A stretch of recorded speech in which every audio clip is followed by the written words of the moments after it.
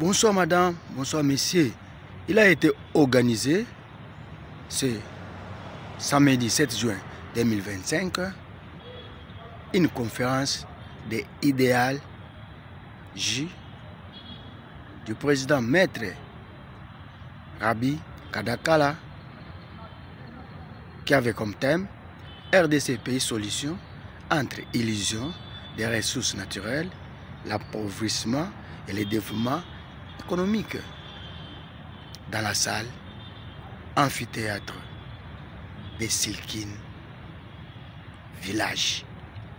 Et il y avait les panélistes de taille comme Maître Alexis Tambouemamba, ex-président du Sénat RDC, Maître Jean-Claude Katinde Mukendi, président de la ZADO, et Maître Kabambi, membre du comité exécutif ITIE RDC. Suivez l'extrait des discours de Maître Jean-Claude Katinde Mukendi de la ZADO. J'ai souhaité personnellement me tenir debout pour que vous puissiez bien me voir et que je puisse aussi bien vous voir. Je commence mon intervention par une question. Et la question, je ne vais pas vous la poser, je me la pose à moi-même. Pourquoi suis-je ici? C'est une drôle de question, n'est-ce pas? Quelqu'un qui se tient devant vous et qui se demande, mais pourquoi il est là? En fait, je suis là parce que je voudrais ce matin convaincre quelques-uns d'entre vous de pouvoir s'intéresser à la question des ressources naturelles de la République démocratique du Congo. Une question très importante. Et je le dis souvent, on ne peut pas avoir un bon dirigeant de ce pays sans qu'il ait la maîtrise des questions des ressources naturelles. Parce que c'est une question, compte tenu de l'évolution du monde aujourd'hui, qui va être au cœur de beaucoup d'enjeux pour notre pays. Il m'a été demandé de vous entretenir sur le thème suivant: ressources naturelles, armes diplomatiques efficaces pour une politique internationale gagnant-gagnant. Pour que nous puissions bien nous comprendre, j'ai souhaité commencer cette intervention par quelques définitions. Qu'est-ce qu'on entend par ressources naturelles? En fait, les ressources naturelles sont toutes les substances naturelles, vous allez permettre la tautologie, qu'on retrouve dans la nature. En fait, ce sont des substances qui existent sans l'intervention de l'homme. C'est comme les mines, nous les avons trouvées. Il n'a pas fallu un travail quelconque de l'un d'entre nous pour que les mines existent. C'est une substance que nous avons trouvée dans la nature par le fait d'études, pour ceux qui croient en Dieu.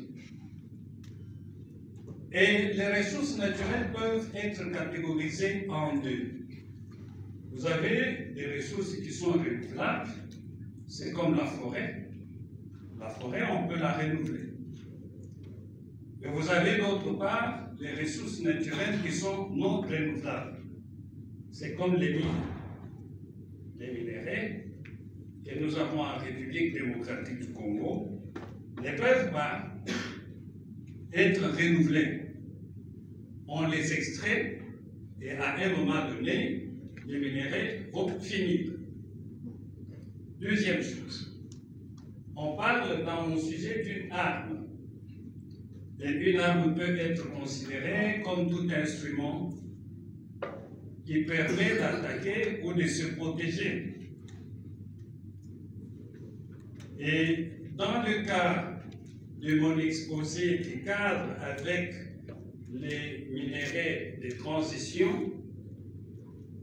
Est-ce que les minéraux de transition que la République démocratique du Congo possède peuvent-ils être considérés comme une arme? C'est-à-dire, excusez-moi, un outil qui nous permet d'attaquer et de nous protéger. Je dirais en d'autres termes, est-ce que ces minéraux peuvent être utilisés comme un outil d'influence au niveau de la sous-région comme aussi au niveau international? Et un autre mot important, c'est la diplomatie. Ici, la diplomatie peut être comprise comme étant ces règles qui permettent à un pays de communiquer avec les autres États ou avec les autres pays ou de négocier avec les autres pays ou les autres institutions.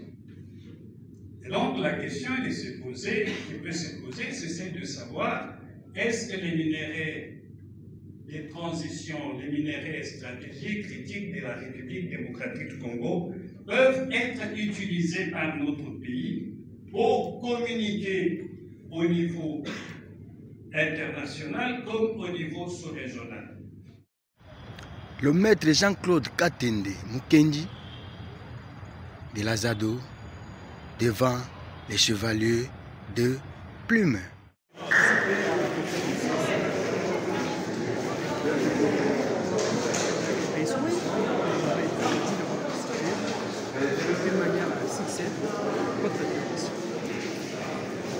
Mon intervention a consisté à démontrer aux participants que les minéraux de transition de la République démocratique du Congo peuvent être utilisés comme une outil diplomatique pour permettre à ce que la vente de nos minéraux soit mise dans une pratique de gagnant-gagnant.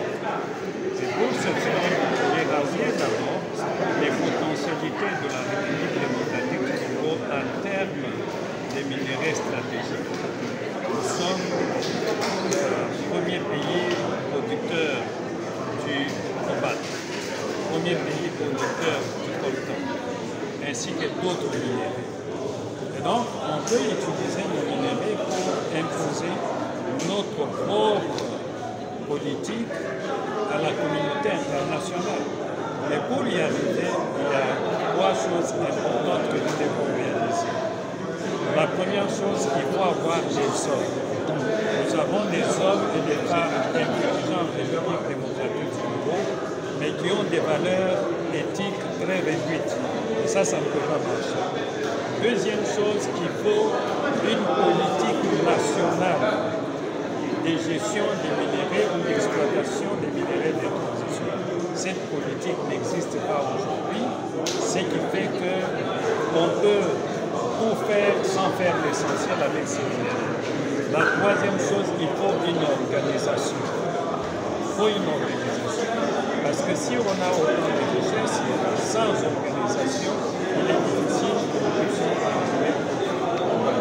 En tant que membre de la société civile, quel peut être l'apport de la société civile pour aider le gouvernement à pouvoir transiter de l'agriculture vers la utilisation de ces ressources naturelles que nous avons et trouver... En tant qu'organisation de la société civile, notre premier travail, c'est de sensibiliser, comme on l'a fait aujourd'hui, les citoyens pour qu'ils prennent conscience que nous avons des richesses importantes, ces richesses appartiennent aux citoyens et que nous devons être prêts à pouvoir conduire nos autorités à faire ce que nous pensons être juste dans le cadre de cette exploitation. Deuxièmement, c'est de nous mettre à réseau. Aujourd'hui, si vous avez vu cette conférence, c'est à la suite des formations qui ont été faites par l'Azado à l'égard des jeunes qui organisent la conférence aujourd'hui. Donc, quand les idées sont transférées aux citoyens, il est clair que les citoyens peuvent s'organiser. La troisième chose que nous faisons en tant que société civile, c'est de documenter tous les cas de mauvaise gouvernance de nos ressources naturelles, tous les cas de violation des droits de l'homme dans ce domaine-là, pour que les autorités améliorent leurs pratiques et leurs politiques dans le cadre de l'exploitation des ressources naturelles.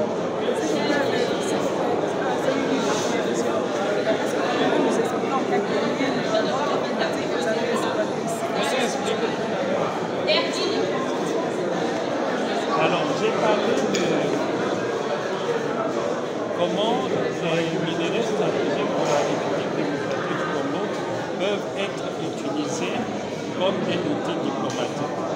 J'ai commencé par démontrer qu'en termes de minerais de transition, la République démocratique du Congo a beaucoup de potentialités et que nous pouvons utiliser cette potentialité pour pouvoir influencer ceux qui ont besoin de nos minéraux. Il y a l'Europe, il y a les États-Unis, il y a aussi la Chine. Il y a la Chine. Mais comment nous pouvons faire qu'avec les minéraux qui sont recherchés, nous puissions obtenir certaines choses? Par exemple, aujourd'hui, nous avons besoin de la sécurité. Est-ce que nous pouvons obtenir la sécurité à partir de minéraux? Oui, c'est possible. Mais pour cela, il y a trois choses qu'il faut réaliser.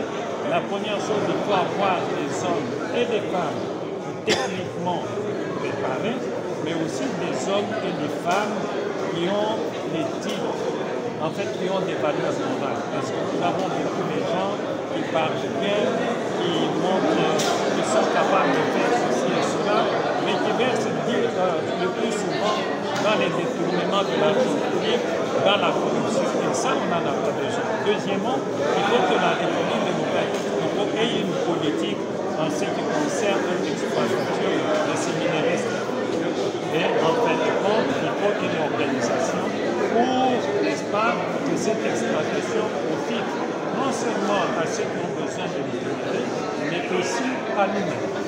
Merci. Abonnez-vous massivement à notre chaîne en ligne sur YouTube, à Mourata TV officiel. Vous ne serez jamais déçus. Vous serez mieux servi. Abonnez-vous.